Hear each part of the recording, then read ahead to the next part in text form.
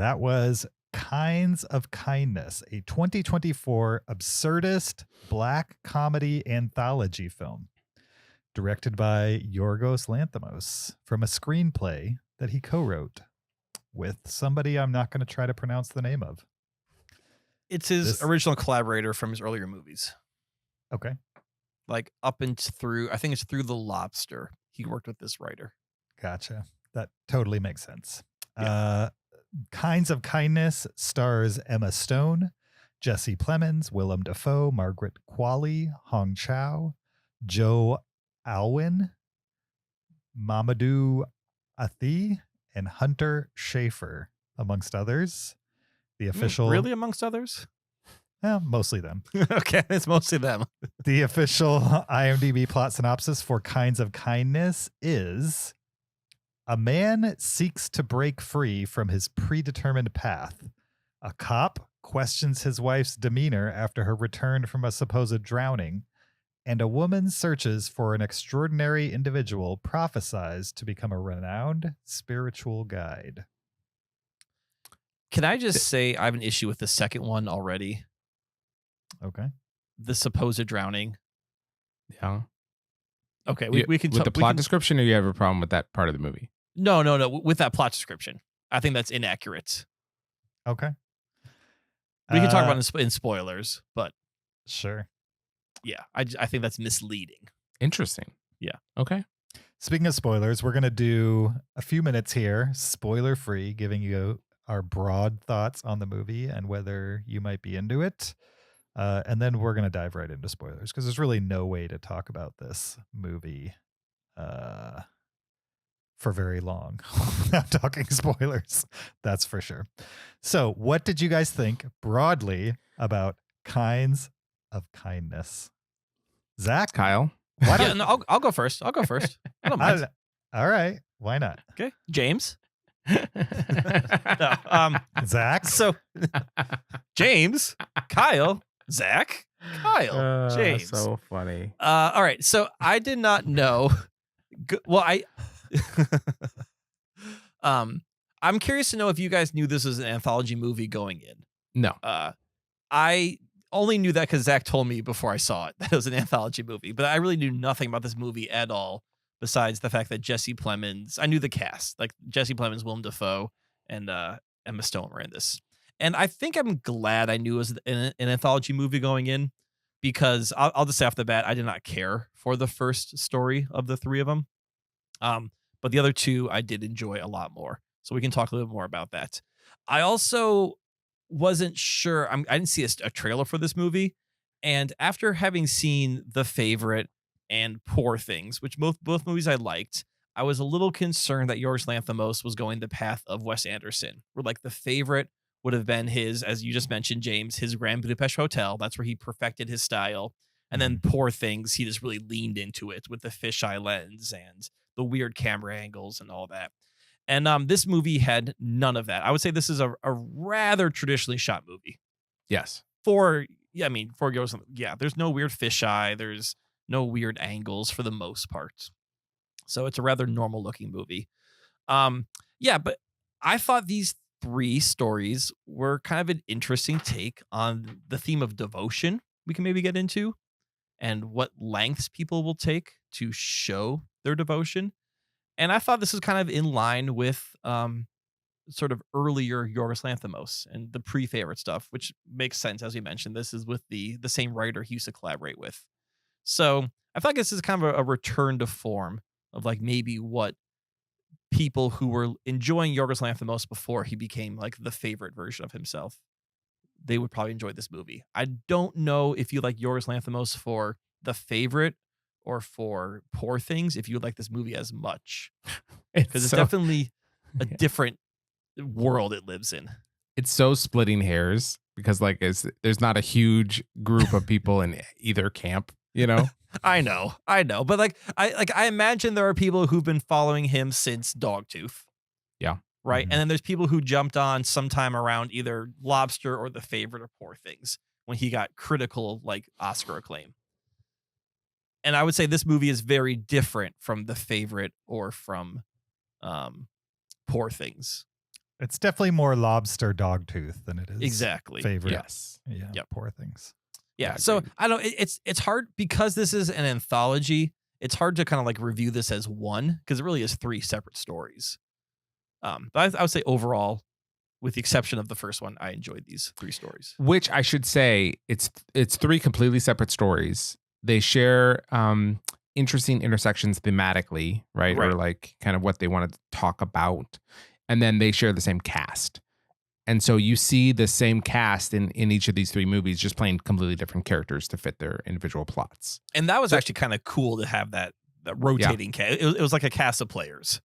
Yeah. And it's also, it really shows off their talent as actors. I think Right. all of them did a great performance of their individual roles. Would you say so?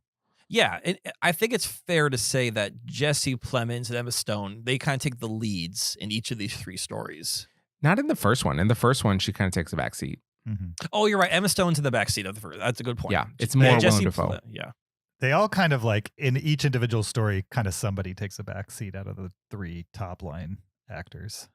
Between Dafoe, Stone, and Plemons. Mhm. Yeah. I liked Margaret Qualley a lot. Like she had one of those faces where I'm like, oh, I've seen this face before. And I couldn't figure out from where. And I think it was Once Upon a Time in Hollywood.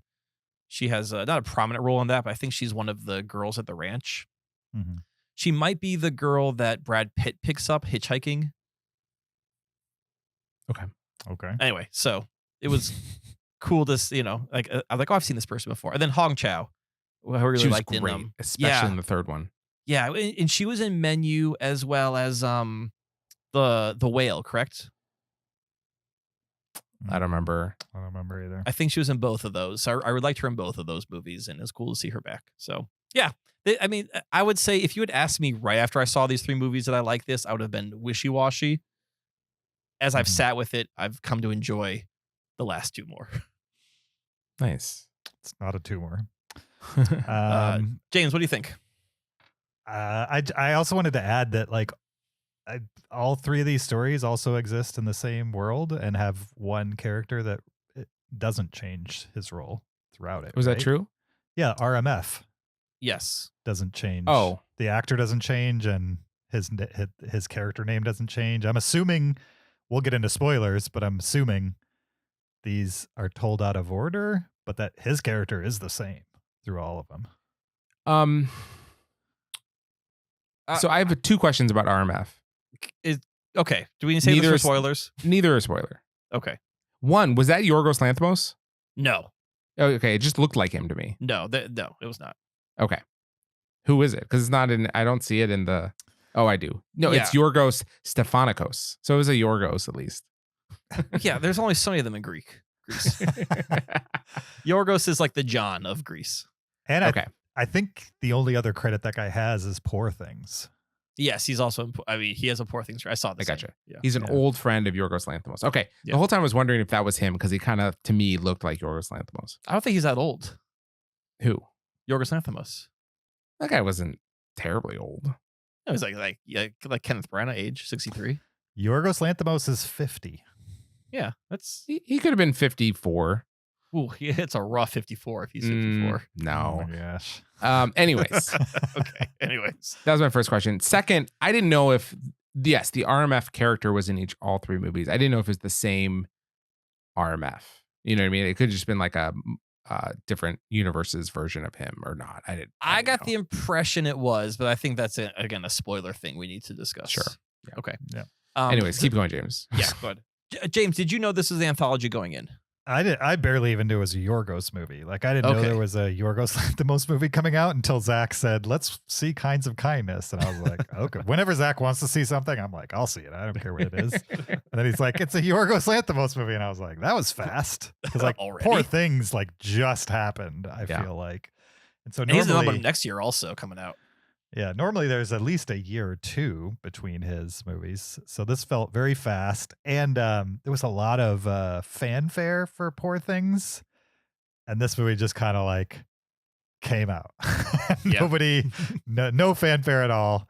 And so I was a little worried that like it wasn't going to be good because I feel like his last couple of movies, specifically Favorite and Poor Things, were kind of the perfect formula for like Yorgos weirdness in critically accepted mainstream-ish movies. And yeah, I felt like he was hitting a sweet spot. And so this one, I was thinking maybe the reason why it wasn't hyped is because it's just not very good. And then in watching it, I was like, no, it's just not very hyped because this is what he was making in the beginning. Like, this is very, very Dogtooth-esque, I would say. It's a little less extreme than Dogtooth, but not like by crazy numbers, I would say. But yeah, it's a weird adult drama in which characters do things that feel strange, but are pretty on theme, I would say, of what he's trying to get across. And so you're definitely going to have a few moments in a Yorgos Lanthimos drama where you're just like, what the heck? Why is that? You know what I mean? Like, what why? There's at least two moments in this movie where I definitely asked that question of myself while I was watching it. But they were good moments, and that's why I like him as a filmmaker, is that he, even when he steps out on a ledge, I'm comfortable knowing he's going to bring it around. And he did for me in this movie. That being said, the 2 hours and 50 minutes or whatever was just a little much for me. I don't know what you could cut and still keep the heart of this movie, but man, it really needed to be 30 minutes shorter, in my opinion. Did each one feel like 10 minutes too long? Maybe. I kind of felt the same way. Like, each of these could have been. I don't edit movies. I can't go back and say cut this 10 minutes, but I think each of these could have been trimmed down just a little bit and still hit the exact same. Yeah, it felt mark. slow to me at times, for sure. Yeah, it kind of felt like this should be a Netflix show, like a limited TV show. series or something like that. Maybe What's round Twilight it out. Zone, right? Yeah. I mean, it's essentially his version of Twilight Zone in a way. Maybe do 4 or 5 of them and make them 50-minute episodes, and people watch them, Yeah. It'd be like a, what is that? Dark Mirror? Black Mirror. Black Mirror. Yeah. It's kind of like a Black Mirror type of thing. Except you in don't my change notes, the I have cast. 2 things. One of them is Black Mirror. One was Twilight Zone. Especially the second one felt very Twilight Zone-y to me. Yeah. Mm-hmm. I thought the actors were across the board interesting. For sure. I mean, they all did very well as far as what the story is asking of them. It took a little adjustment between each story to kind of forget what you had just seen and try to sink into, oh yeah, I need to forget that I just saw them as this person and now explore this brand new person that they are. It didn't help that their clothing or the surroundings or the visual style didn't really change between each segment. And so if it wasn't for the clear acting credits in between each act and a title card, I'm not sure. If he hadn't done that, I would have been very confused when he moved from one to the other. That's like a very Lynch thing to do. Like, I could see a world where he just didn't give you any indication that he was changing the story, and it would have been weird, but I'm glad he did. Remember that anthology Black Bear we saw with Aubrey Plaza? Yeah. Oh, yeah. Did that have a clear cut between the first and second story, or did the one end and the other one just picked up? I don't remember. Yeah. I don't remember either, but I think it was clear. Okay. Yeah. I really respect what Emma Stone is doing these days. Like, she's just kind of doing whatever she wants to, I guess. Like, winning her Oscars. Yeah, between this and Poor Things. Oh, the Nathan Fielder show. Right, that I'm drawing a blank on. Whatever the name of that was. What was that called, Zach? I don't know. The Curse. The Curse. Thank you. Yes. Yeah, I do a The movie Curse. podcast. Don't ask him TV questions. TV. Yeah, I mean, I feel like she's on a streak where not only is she doing experimental stuff, but it seems to be hitting.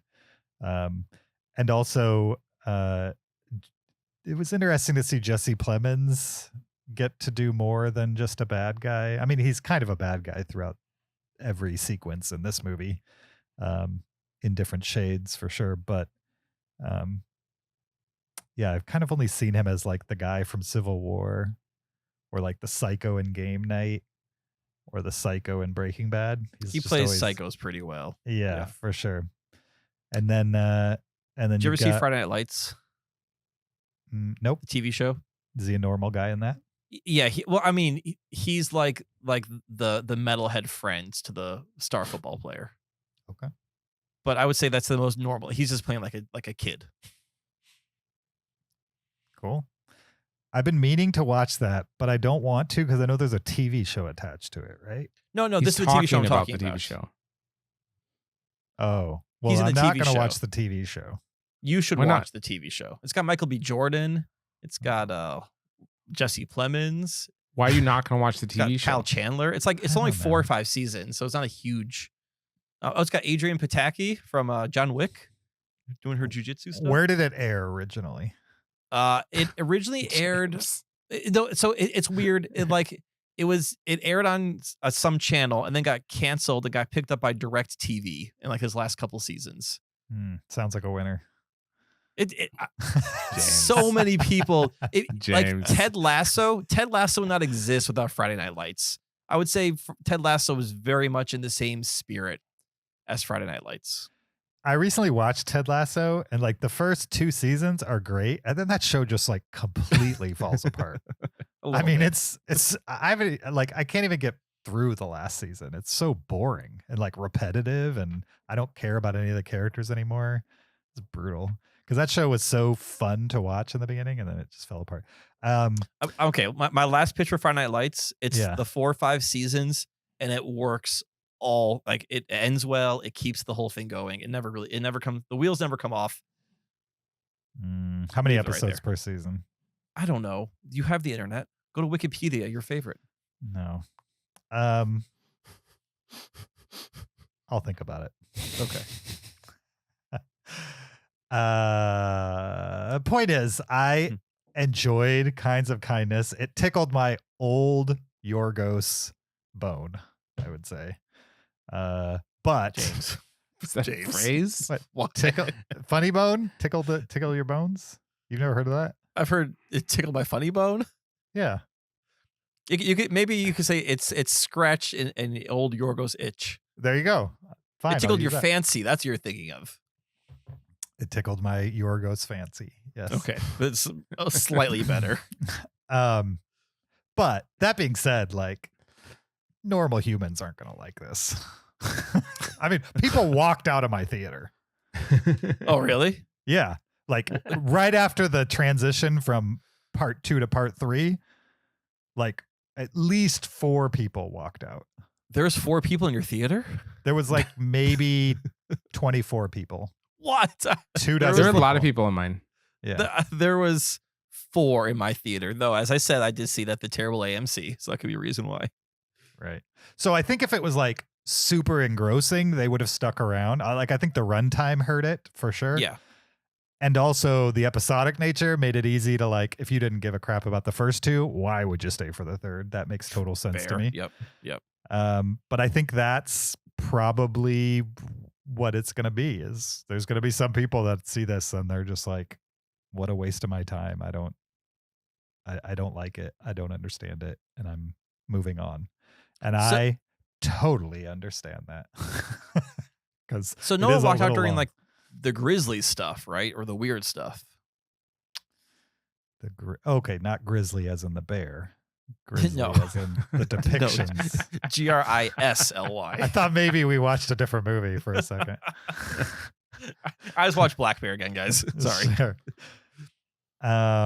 No, it was literally people took the opportunity between part 2 and part 3 to walk out. When they realized there was a third, they walked out. They walked out. They were Okay. like, don't need to see it. I already know I'm not going to like it. Fair.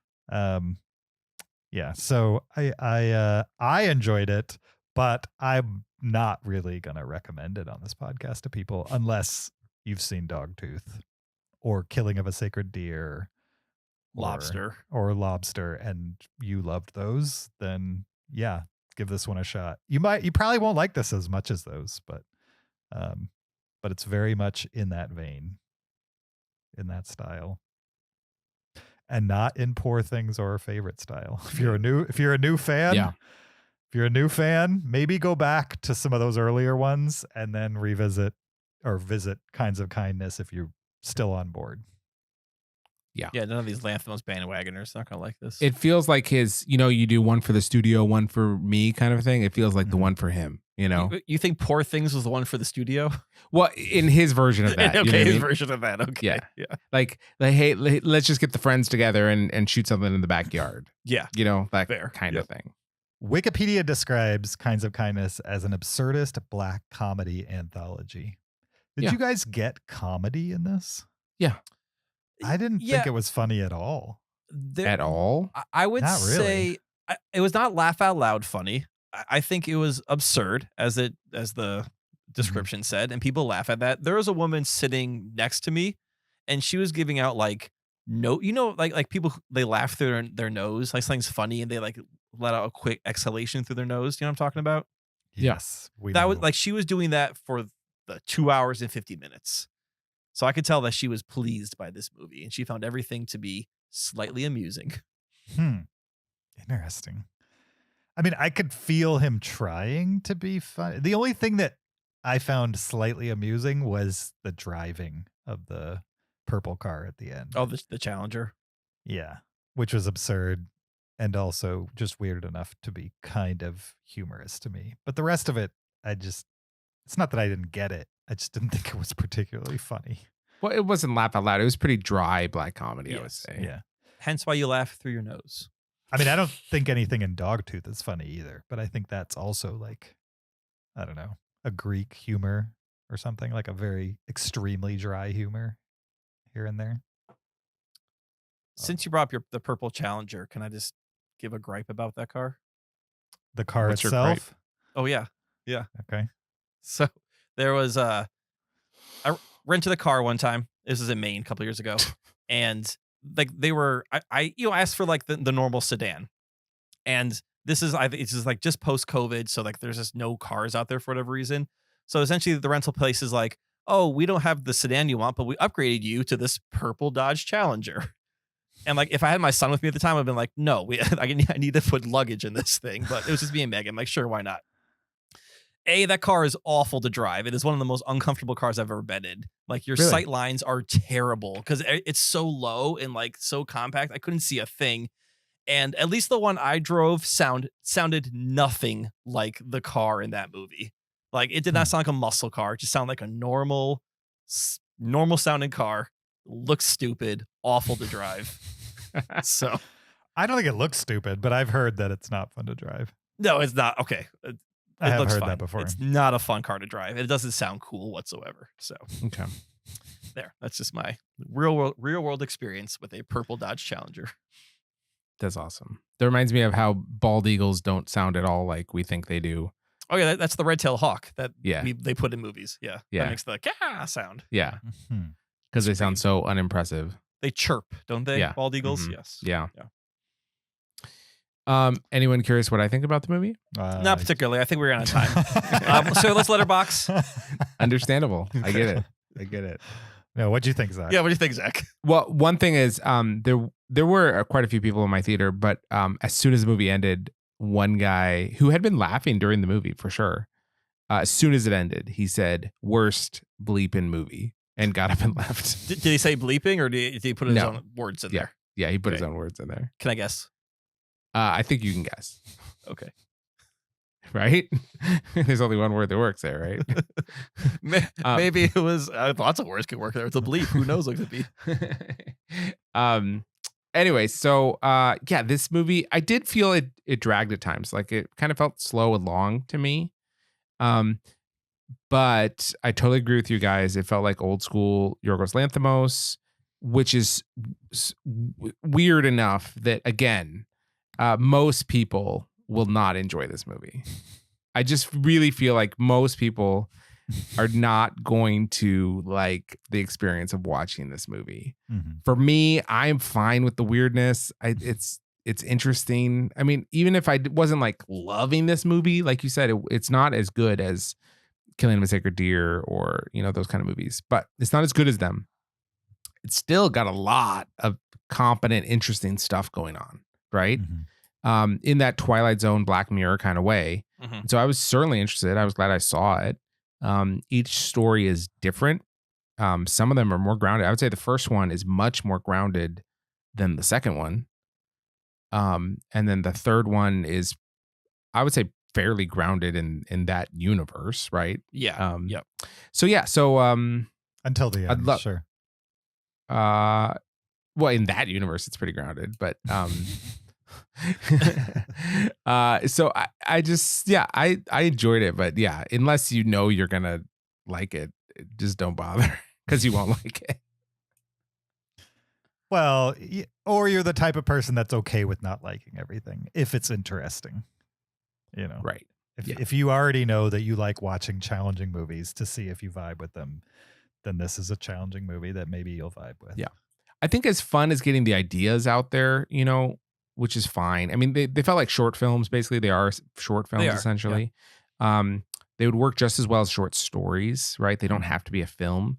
I thought just as much as it was interesting for those reasons, it was a great actor exercise, right? Having the same cast in very different roles. And I enjoyed that aspect of it quite a bit. I kind of wish they had put what's his name from Poor Things in the Jesse Plemons role. Yeah, if they had put Mark Ruffalo in the Jesse Plemons role, it would basically be a Poor Things reunion, but like they're getting to play like three other mini movies with Yorgos, same cast. But they didn't do that. And I was fine with Jesse Plemons, but I think Jesse Plemons, so his characters in all three of these were similar in a sense. They were a bit, I don't know, not the alphas. And I think Mark Ruffalo has too much charm. I think it'd be hard for him to play a subservient role, or he can do it as well as Jesse Plemons can. I mean, Jesse Plemons doesn't play this character very often either. You know what I mean? I think you're underestimating Mark Ruffalo, Kyle. No, I'm I'm giving Mark Ruffalo the benefit of charm, and you're saying that he can't play this role. That's what you were saying. No, I think as Jesse an Plemons actor, can play. No. He doesn't have the range. That's what you're saying. True. I guess what I'm saying. I think Jesse Plemons plays it better. I think Jesse Plemons was the better cast for these roles. I think Mark Ruffalo could have done it, and I agree. It would have been cool to see a Poor Things reunion. It would have been even cool if they're like, oh yeah, we shot this during Poor Things, like, on downtime or whatever. If you had told me that, I'd believe it. Oh yeah, exactly, definitely. It does feel like a student project in a sense, so like guys getting together. For sure. I just think Jesse Plemons is the better actor for these specific roles. Based on what though? All those things. His psycho in Civil War, or his psycho in Breaking Bad, or his psycho in Game. Like what his overall what about presence, his demeanor, how he carries himself. Yeah. I disagree. I think he's a stretch for this role too. He was good in it, but I think Mark Ruffalo would have been a stretch too. Yeah. Maybe he would have been good in it. It's fine. This might be a hot take, but I don't really care about Jesse Plemons. Do you? Like as an actor, are you like, gotta see the next Jesse Plemons movie? I don't care.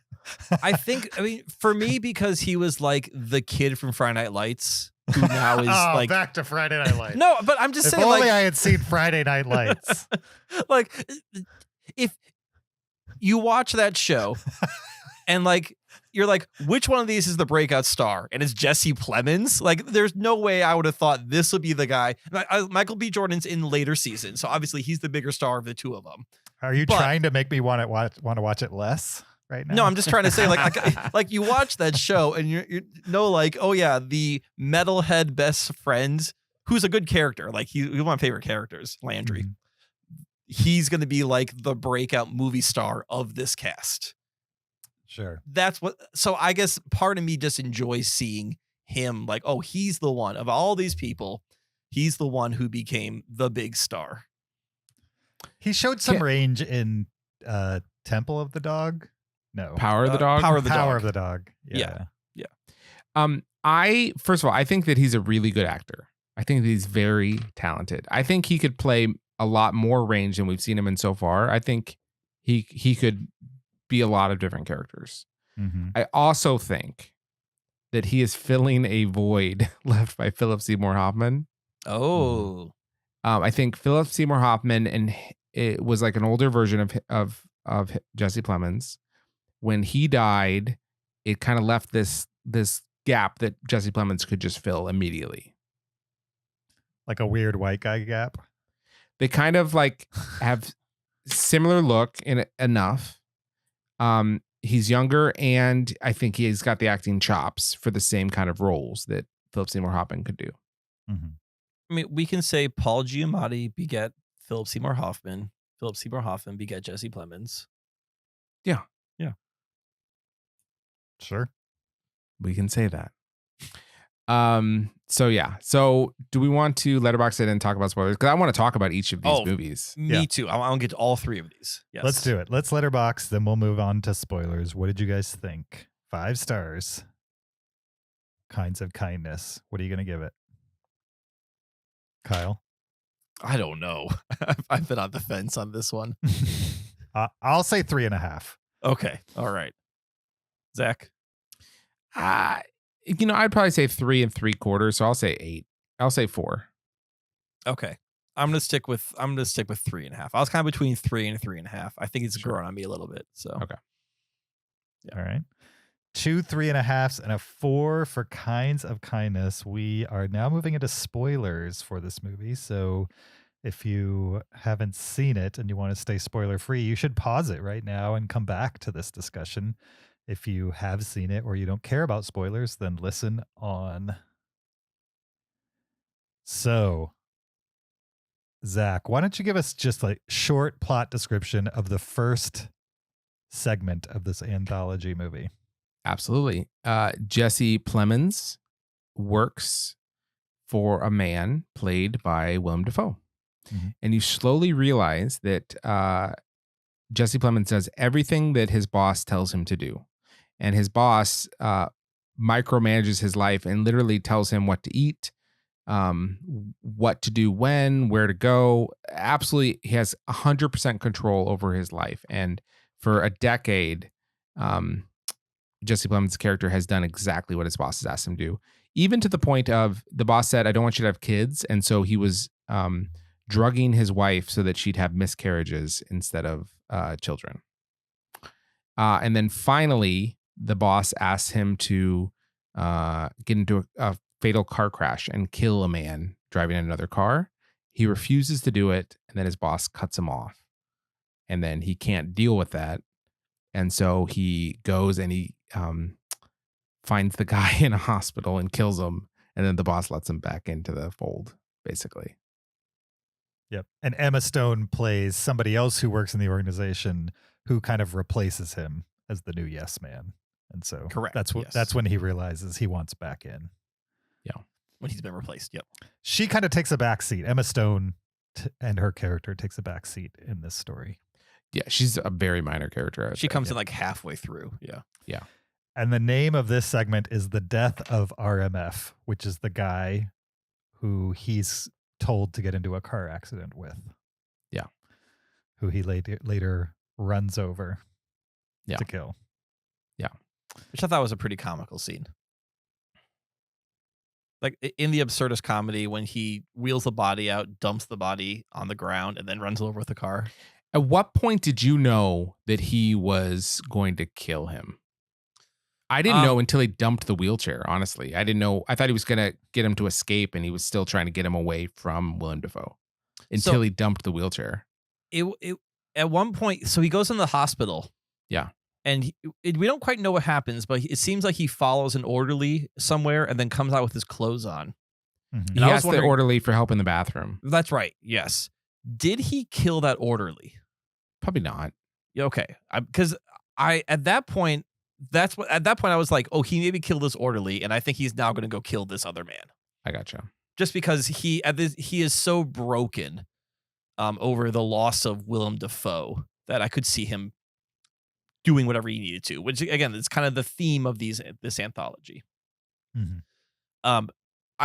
James, even I want to get into why this one didn't work for me, but do you want to add anything, James? No. This one, I think I was still getting my sea legs while I was watching it. And so I was just taking it all in, trying to figure out what the tone of this was and like just how wacky it was going to get, basically. And they do amp it up a little bit, but it basically stays relatively in the real world. I mean, the situation, as far as the relationship between Jesse Plemons' character and Willem Dafoe's, is an extreme for sure. It's an example of like, I don't know, people controlling each other or enjoying being controlled by others at the same time. A little bit of like a codependency thing going on here. For sure. And, or like the most extreme example of that, basically. And the idea of once you're not told what to do, if you've been in that state for long enough, then you feel lost and you don't know what to do with yourself. And the story is just kind of a visualization of that through a wacky The scene where he's story. ordering a drink and he didn't know what to get. Mm-hmm. That was a great little microcosm for that. Yeah, Definitely. So I enjoyed it, but it's probably the least eventful of the three for me. Probably because I was just sinking into what this was while I was playing. What did you think of it as a story, Kyle?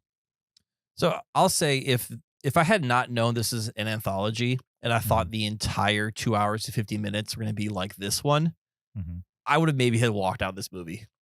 Oh, wow. Reported back to you guys. I did not finish this movie. It would have been past 40 minutes, though. Well, I don't check my watch during the movie. But you hated the first movie. It got better, but overall I did not care for it. Like, for one, the dialogue and the acting is very stilted or unnatural, which I think is Specific. purposeful. Yeah, it's Mhm. specific, but I found that just weird for weird's sake. Everyone is very just kind of like upright and they deliver lines very straight to each other. Mhm. And I just found that to be off-putting. Like I wasn't enjoying that choice. And then I didn't believe the world, which is funny because this is the most grounded of the three of them. But like this is also a very extreme world where Jesse Plemons' character has turned over his entire life to Willem Dafoe. And I kept asking myself, well, why? Like, because Willem Dafoe in another story plays another kind of magnanimous leader. And that leader, I could understand why people were devoted to him. But in Mhm. this case, I'm like, well, he just seems like a normal boss. I don't know why. I don't understand what the draw of this guy is. And I don't know anything about Jesse Plemons. I understand, or his character, why he would be so willing to have someone to control his entire life. So I found this one to be the least believable of the three, which is kind of crazy considering what happened to the other two. Mhm. And then I had a third point. I can't remember what my third point was. Oh, there's this reveal. He kind of reveals to Hong Chow sort of what was happening at some point. Yeah. And that felt very melodramatic to me. Just that whole moment. Like the coming clean moment. Exactly. Like it didn't feel natural or executed well, but this entire story felt unnatural to me. So I was turned off by this first one. And I would have said, if I had thought this could be 2 hours to 50 minutes of this, there is a strong chance I would have left the theater and told you guys, sorry guys, I couldn't do it. And then you guys would have told me that it was an anthology. And so thank God I went into this knowing this is an anthology. That is why I told you beforehand. Okay, I appreciate that. Because I knew with the runtime, you would really smolder against this movie until you found out that you're going to have some reprieve. Yeah. By the fact that it's three stories. Like, did you think the first one especially would turn me off? Or Or just the whole movie in general? I didn't know if I got that specific in my thoughts. Okay. But I want to slightly not challenge, but like That's fine, present another theme that I think explains the first story better than Please. Devotion. That's the one you've been talking about. I think this is more exploring the transactional nature of relationships. Okay. And Yep. so it's treating relationships at their most crass, almost, of like, what do you offer me, and then what can I offer you in return in order to get that? And so in this situation, Jesse Plemons' character, his entire life is because he's agreed to go along with this situation with his boss. That's how he got his wife. That's how he got his house. That's how he got his car. That's how they get their nice gifts. His Mhm. entire lifestyle is dependent on following through with this kind of thing. And so, like James said, he's become codependent. But it's like, what is he willing to give up in order to get the good life, right? The nice house and the nice car and the nice job and the respect and all, all those kind of things and the gifts. Like, what is he willing to give up? And he gave up absolutely all autonomy whatsoever, right?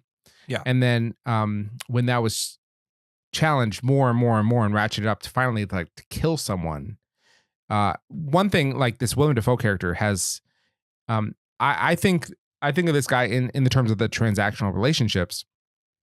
He's not someone that you could be devoted to, but he's someone of immense power, right? Okay. Like he's a man that like if you cross, you're gone. Like he can obliterate anyone. He just has incredible. He can convince a guy to be killed for money or something like that, right? RMF. He can convince RMF to accept payment to die. So just a man of a great power. And so Jesse Plemons' character, finally decides, look, this transaction we're making is no longer beneficial to me. It's not working for me anymore. So I'm going to like leave that arrangement. And then he realizes that like he can't accept that either. And so he would rather have that relationship than not. Mhm. And so he chooses to enter back into it. And so the whole killing the guy, all that is incidental for him as far as just like whatever I need to do in order to get back into this relationship and have my life back. Right. And like I understood why he made the decisions he made. Right. Like I understood Jesse Plemons, the character in that moment, like what we were presented. I guess what I didn't understand was what would bring a person to get into this relationship. How would your wife not understand, like not even know anything about this? Sure. And that's a heightened level of the world. Exactly. Yes. And again, and this is ironic. I found this world to be the least believable of the three. Mm-hmm. Anyway, so yeah, totally. Yeah. And it got me thinking like, I don't think there's any amount of salary I could make that would like lead me to give up that kind of autonomy. But if everyone takes a cold hard look at like their life, they can see like I'm trading my precious time for money. By work. Like I'm only here for 82 years, or for your case, we don't know. Could be 41. It could be. And I'm trading that time away for money, in this, it's it's an interesting idea to explore, I would say. Zach, how much to kill a man? No, couldn't. It's a bad person. Couldn't. The world has judged them already. Sorry, can't. Okay. Doesn't matter what they've done. They're literally Hitler. You won't kill them. No. No. If Robin Hood wouldn't, I can't. What if I told you could use the money to hire another hitman so you could be a middleman? No, I'd take the money and run. Well, then they have to kill you. I find another person to kill you. This is be a very expensive arrangement here. It gets very expensive. Yeah. Okay. Yeah. What about you, Kyle? You're like $20. Yeah. I do need a new sound bar. So $400 or $500 would be good. No, I don't think I could kill a person. Weird. Good. Okay. Good to know. Anyway, the second one. Anything else on the first one? What was the title of the first one again? The Killing death of RMF. Oh, The death of RMF. Okay. of RMF. Okay. And he does die in this one. Yeah. Yeah. He does. He gets runned over. Our second segment is titled RMF is Flying.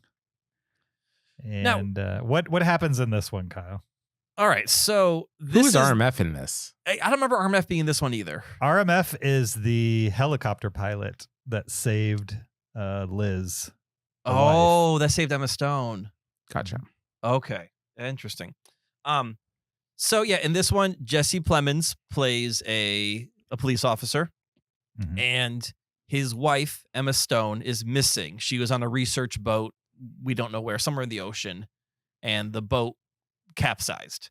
The boat has been found, but she and the crew have not been found. So Jesse Plemons, for a good chunk of the movie or of this story, does not know whether his wife is alive or not. He has a pair of friends played by, is it Margaret Qualley and Mohammed, I can't remember his last name, who's also Affy.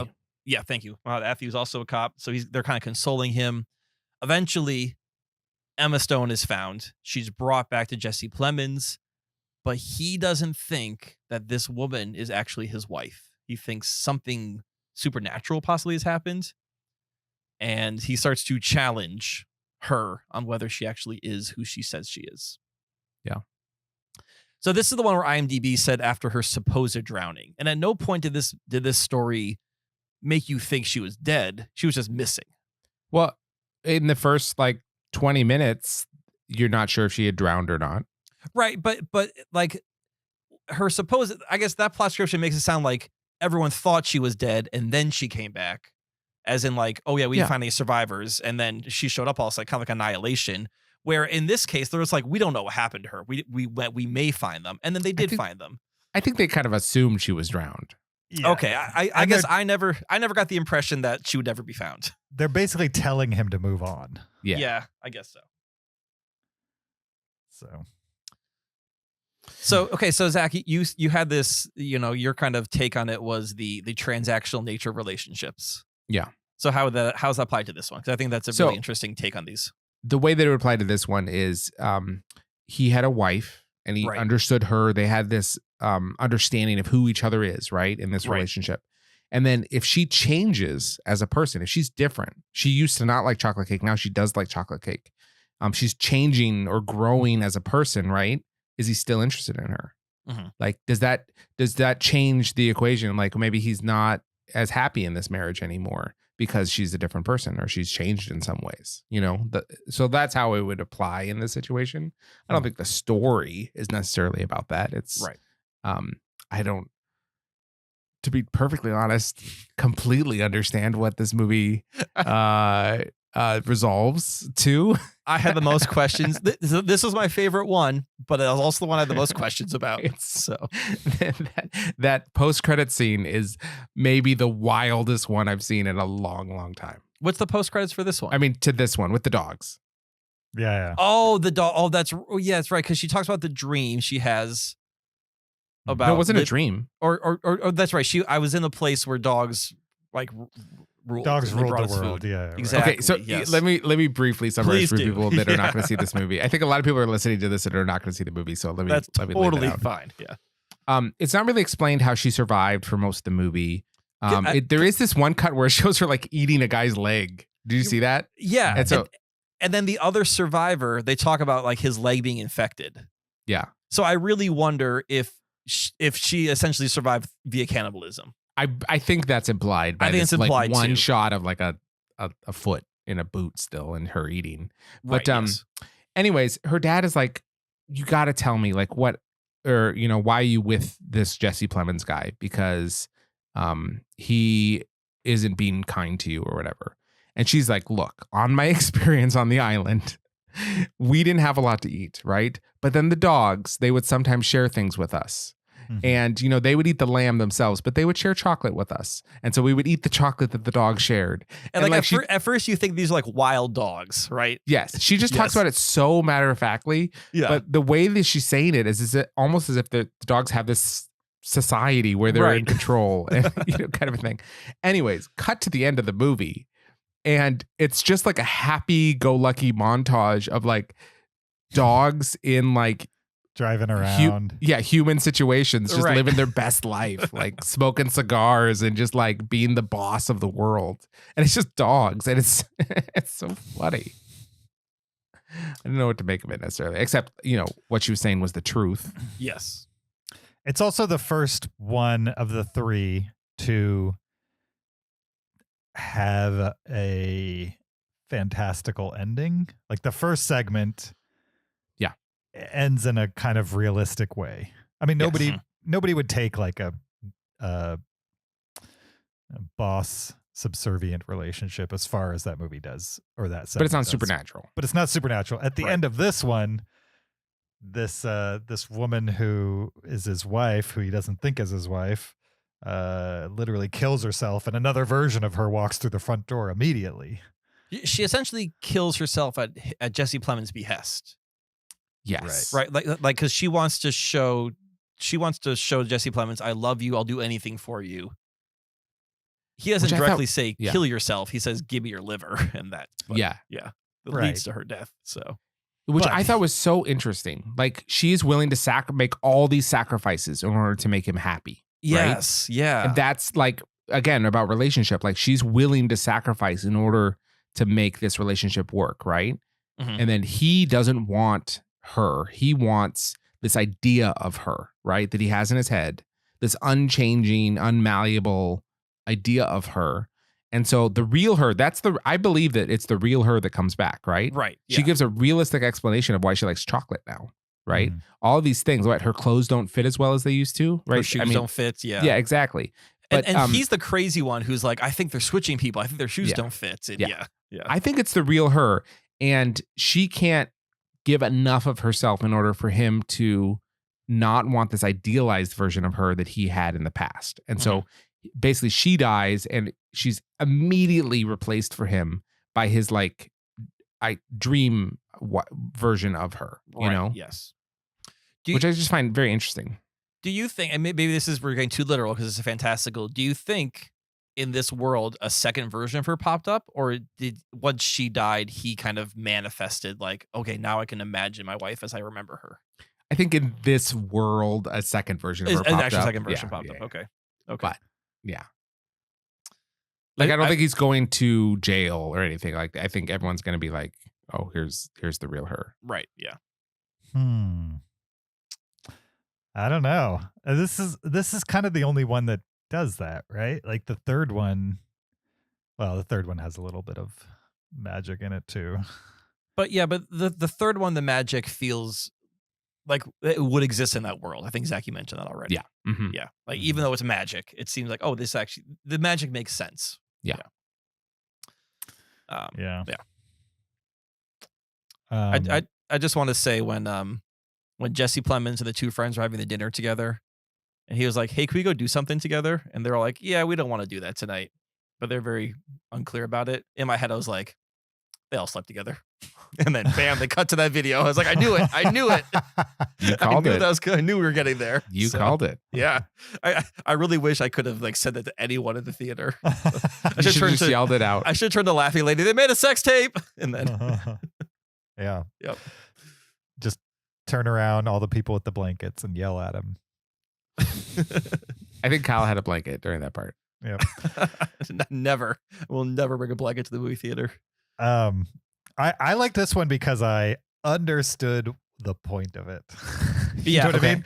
Like I think even though the ending is the first time the story goes that far, as far as like taking this out of the real world, it also felt like a very clear allegory to what Zach was describing, where it's just like your expectation of somebody is so set in stone.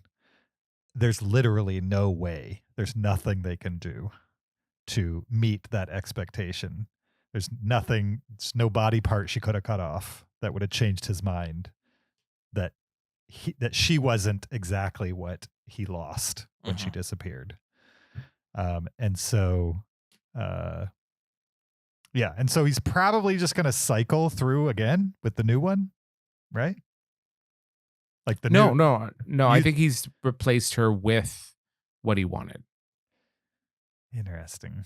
I don't think this is a mother situation. Yeah, I could see that either way. They don't really go much farther than a hug and a kiss at the doorway. Yeah. But he definitely replaced the one, or was able to replace the one that just died. with the one. And Yep. there's really no explanation for why another one shows up at the door At all. at all. Other than the idea that like this is going to be I read it as this is going to be a cycle. Like, this Okay. guy will never accept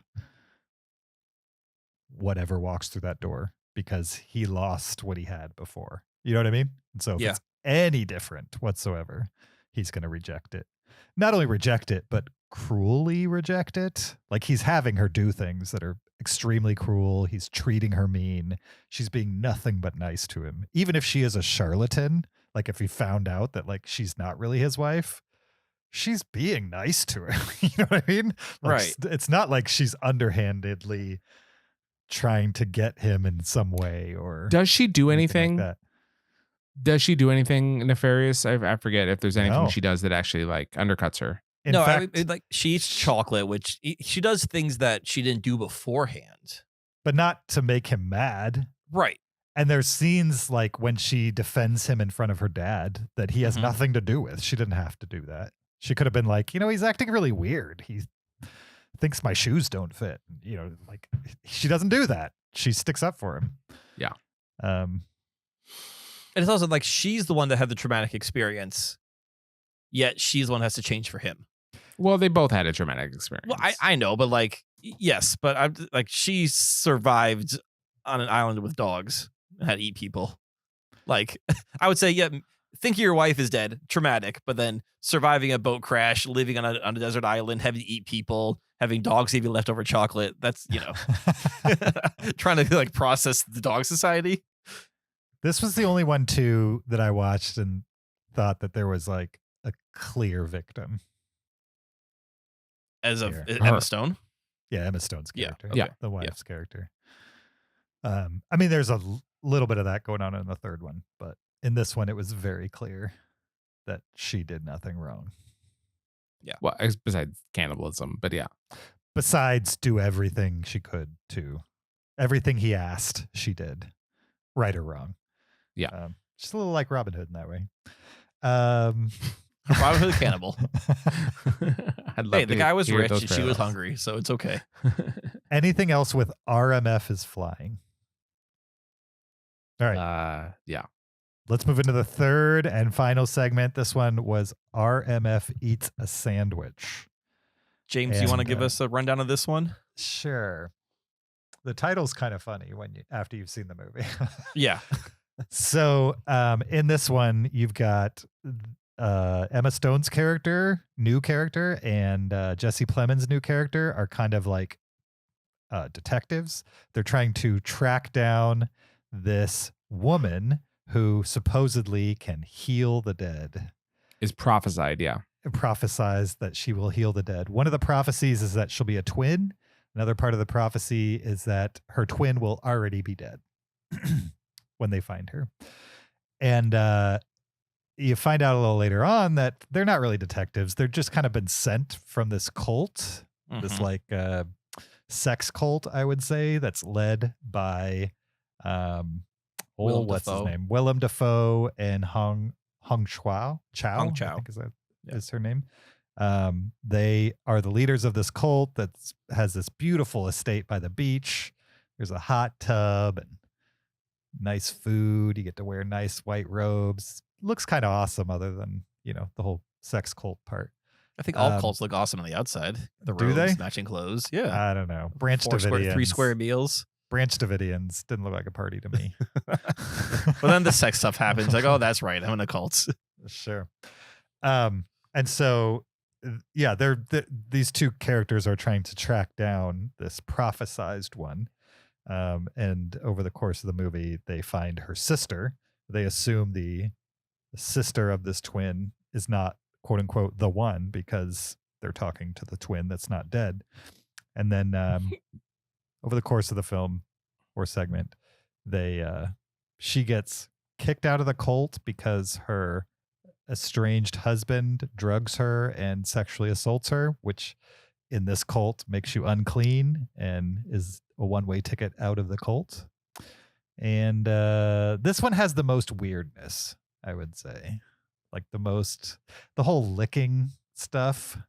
Oh, It makes sense though. For your impurity. in that world. Yeah. No, it makes sense. It's just very cringy as you watch it. You know But, what I mean? like- Like I cringed. It seems like something a cult would do. Would be like, Totally. we're gonna have you sweat out the impurities, and then we're gonna lick you, and we can tell whether. And like it's arbitrary. Like I imagine, even in this world, it's just they can decide if you're impure or not. One person gets to lick you No. and decide. You think that it was a truthful thing they were doing? I do. Okay, interesting. Yeah, You think- I do. She could taste when somebody Yes. had sex. Okay, interesting. Or if they were impure, for sure. Right. Because in this world, impure means having sex outside of the cult. No, it just means being contaminated by normal water that has not been treated with their tears. But I thought it was a sex thing. Yeah, I think it was a sex thing. Because remember, the other woman got licked because another cult member accused her of having sex. Right, because if you have sex with someone, you're contaminated with their sperm, which is 90% water. according to this movie. I see. It's all the water. It's That's why the they don't eat water. fish. It's because fish swim in contaminated water. All Interesting. water is contaminated. The only way to purify water, which is everywhere and in us, is to drink water where they have cried into That makes in sense. that ceremony.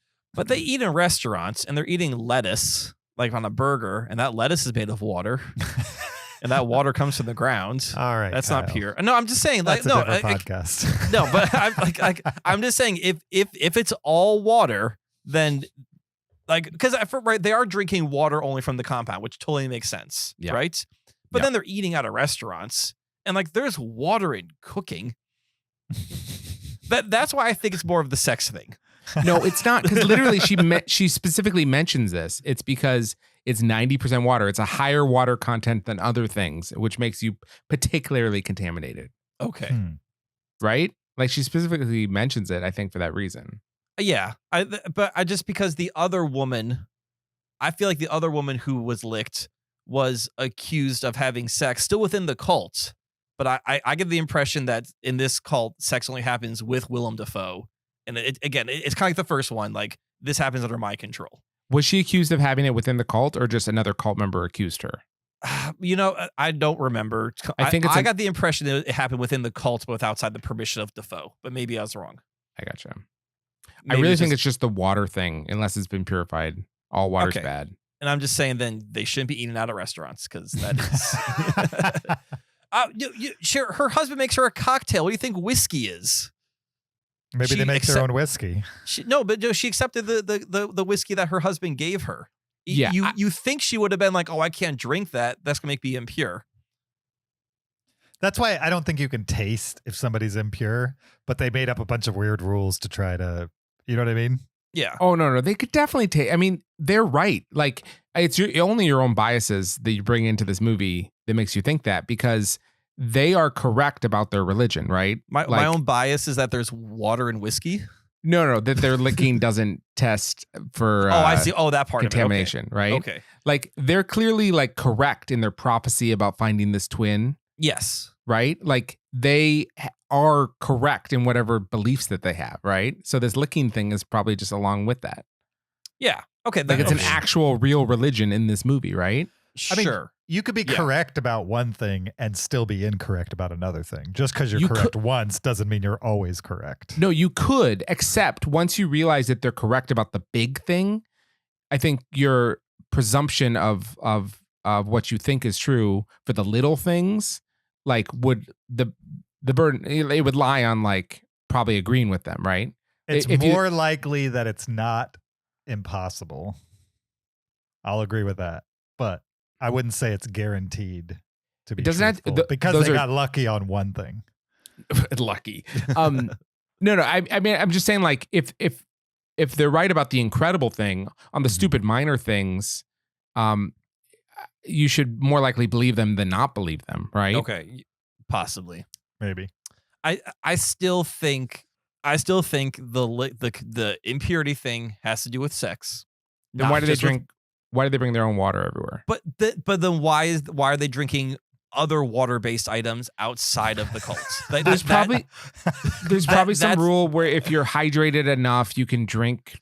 You can have water-based. You can food. have lettuce. Yeah, you can have lettuce. If you have enough of the purified water, you can handle lettuce in your body, but you whiskey. can't handle high concentrated sperm. You know what I mean? I mean, if sperm is 90% water, whiskey is like 99.9% water. But she clearly wasn't supposed to be doing that. No, that's fine. That's why you think she wasn't supposed to be drinking or seeing her husband? That whole everything in there is suspect, right? She Right. wasn't supposed to be doing any of that. So perhaps the alcohol is another one she wasn't supposed to be. We don't know. I did find it really interesting that like we learned more about Emma Stone, not just I'm part of this cult or kind of adjacent to this cult, but like she has this past life. She has this family. The family seems to be aware of what she's up to. Mm-hmm. Like Yeah, they're not forcing somewhat. her to come back, but they're also like, hey, just come back to us. Yeah. Like, and she still cares about her daughter. Yeah. And is a true exactly. believer. So she's going and seeking into her house and putting her like special water all over the bed as a way to like protect her daughter. God, I hope the humidity's not too high in that house because all that water she's breathing in would be. Oof. I thought it was interesting how in this segment, when it started, I was like, okay, like I've seen movies about cult members. I've seen TV shows about cult members, stuff like that. And when you get to the part with her husband taking advantage of her, Mhm. you remember that like people join cults for a reason. You know what I mean? Like yeah, typically, I mean, some people are just looking for love. Others are literally running away from something. And it's interesting how this movie kind of leads you in a direction of thinking that she's just kind of rejected her family. You know what I mean? And she's the one that's walked away from this lovely little girl and the husband that loves her type of thing. And then once she goes back, even for a brief moment, you realize he's a monster. And there's probably more reasons than just I don't know, selfishness that she left the house right and got involved in this cult. I thought that was an interesting spin that didn't necessarily have to be in there, but it was. Yeah, for sure. And I like this segment. The tone got a lot louder, I would say, in this one. The story got bigger. The car, her driving like a madman. Oh, yeah. Mad woman behind the wheel. the oversound design on that car. Yeah, was just It was funny. Unlike the rest of anything else. Right. Well, and the dancing. Remember the dancing? The dancing. At outside end. the car. Yeah. I mean, even just her character. Like, there was the first one that felt like a caricature at times. Mm-hmm. Her and Jesse Plemons, both of them felt like caricatures of cult members. Potentially. I found the twin interesting. Not the gifted twin, but the twin that finds them. Because she seeks them out. Like she says, "Oh, I know what you're looking for." So and like I was really curious to see. And then we say she kills herself to fulfill the prophecy. And I was really curious by like, who's this twin? How does she know about this? And why is she so devoted to the prophecy that she will sacrifice herself to fulfill it? Mm-hmm. Well, I mean, she's on the outside, but she's also a true believer, right? She has seen a miracle. Oh, well, she is the miracle, right? Yeah, exactly. Yeah. It's a good point. So I had questions, but it didn't bother me. It didn't feel like a plot hole, air quotes. It's just more like, oh, who is this character and why are they so, I know how they tied into it, is how they connect to these people directly. Yeah. Yeah. So for those who haven't seen it, halfway through or so towards the end, Emma Stone's character gets kicked out because she was sexually assaulted by her husband, and that's a no-no in this cult. And she decides that she's going to go find this prophesized one on her own because maybe that'll get her back in the cult. And so she tracks down the twin that told her about the other twin. And that twin is like, well, I'll just kill myself. And then that satisfies the prophecy. So she does that. And then Emma Stone's character goes and gets the prophesized one, takes her to the morgue. She raises one dead person back to life. Who is RMF.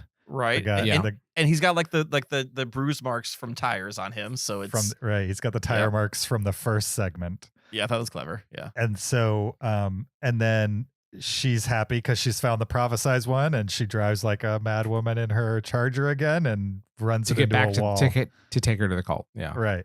Runs it into a wall and kills the prophesized one on accident. Right, because she's. Did you mention that she has drugged this prophesized vet? No. Yeah, like Yeah. This prophesized woman does not come under her own volition. Like she is drugged. She's Right. pretty Which is a meek, bit though. irony because of that happens to Emma Stone. Yeah.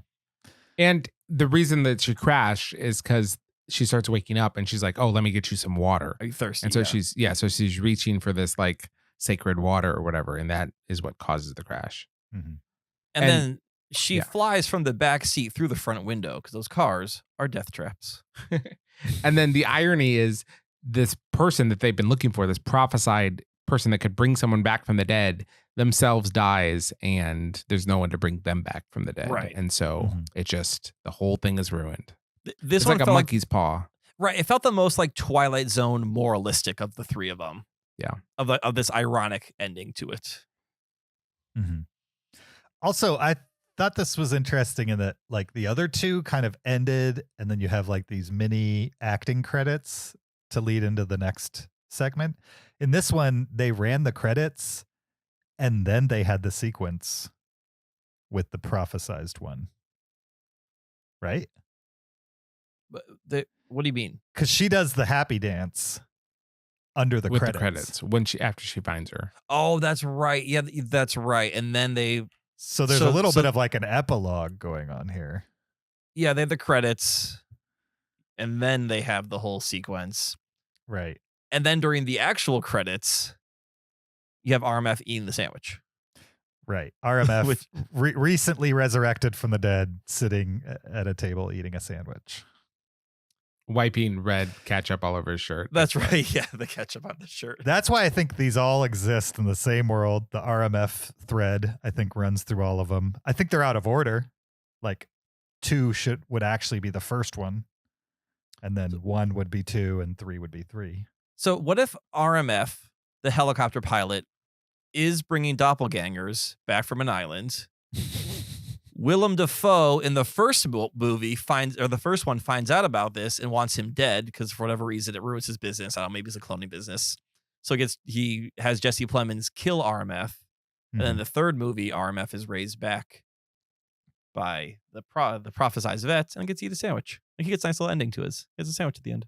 It's quite the I can adventure, see it. this RMF. Is there any reason to think it's the same RMF continuity besides the fact that he's dead in all of the movies? Well, I do think that the body we see in the third one has the same markings as a body run over from the first one. And he has the same monogrammed shirt. Yeah. And he has the same name. All the other characters change names Right. in each segment. I'll say that the second one is the smallest because he really is just like I missed that he was a helicopter pilot. Like he doesn't have a as prominent role as this side character as he does in the first and third one. I wonder if there's some stuff on the cutting room floor in the second one. With like more RMF. Mm-hmm. Maybe. Not a lot, Yeah. not a lot more, but a little more. Yeah. A little more establishment of him as the pilot than what we got. Pretty brief, for sure. He's like the old lady trying to recycle cans in the Before trilogy. What? You guys know what I'm talking about? Yeah. Yes. I don't. Zach knows what I'm talking about. I don't. I mean, I've seen the Before trilogy, but I don't remember. There's a character through all 3 of them? Yeah. In all 3 of the Before trilogy movies, there's a shot of like a kind of a hunch over woman, like reaching up to what seems like the world's highest receptacle for recyclable cans. Mm-hmm. And she's just like trying to recycle a can. And it's a brief shot that happens in all 3 of the Before movies. And I really think that the Before movies are actually about how the world is not designed for disabled people. And this poor woman just wants to recycle a can and cannot even reach the top of the receptacle. That's definitely what it's about. The whole Ethan Hawke, Julie Telpy thing, that's just a background to Richard Linklater's real message of let's design with everyone in mind. Sure. All right. Anything else we've missed with kinds of kindness? Any adjustments to anybody's letterbox rankings, or anybody like it more now than they did before, or less? No? I'm glad I got to talk it out with you guys. I think this is a movie that you need to, if you see it, find someone else who saw it and talk to them about it. It's fun to talk about these things Right, that go yeah. on because they're crazy and interesting, and there's depth there, I think. Yeah. Before we go, the title. Explain it. I don't get it. So, do you know the original title? I know it went through a couple title changes. I don't remember what the original was. Do you? At least the one that I heard thrown around was called "And," possibly with a period at the end. I'm glad they changed it. Yes, and they're like, "There's no way we can market a 3-hour movie anthology called And." So I'm seeing before "And" it was called RMF. Okay, RMF could have been good. It's hard to market. Mm-hmm. So, I mean, for me, like the kinds of kindness, and I think maybe Zach, you have the same take because you have this transactional. These are different. Each of these are different ways that people show. I won't say affection's the word. I don't know if kindness is the right word. That's why I got on the word devotion. And each of these people are devoted to something or someone, and they have odd ways of showing it, whether it be the transactional relationship of the first one, Emma Stone's, literally maiming herself for Jesse Plemons in the second one, or Emma Stone going as far as kidnapping fulfilling the prophecy in the third one. Mm-hmm. So I think that's the kindness aspect of it. I don't think kindness is devotion. But it's, as Zach said, transactional devotion, transactional kindness. Zach, you want to add up to that, or your take on kinds of kindness? I have no idea why it's called that. I don't either. Because the word kindness is nowhere even near devotion. I mean, they're just two totally different words. I mean, maybe it's like an ironic title because no one's actually kind to these. I could see that. That would make the most sense out of anything you've said so far. Okay. That they're being ironic because nobody is very kind to each other in this movie. No. Not nobody, but there's always somebody being unkind, I would say.